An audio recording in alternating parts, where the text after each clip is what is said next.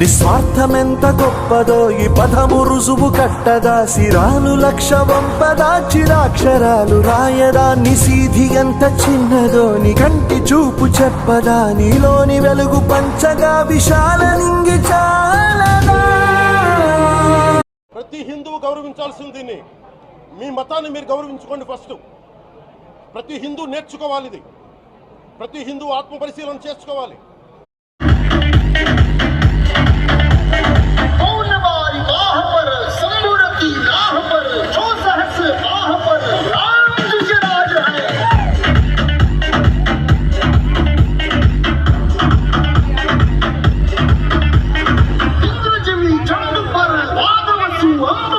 నేనే గనుక సనాతన ధర్మం మీద పోరాటం చేయాలని నన్ను ఆపేవాళ్ళు ఎవరు లేరు ఈ దేశంలో, గుర్తుపెట్టుకోండి.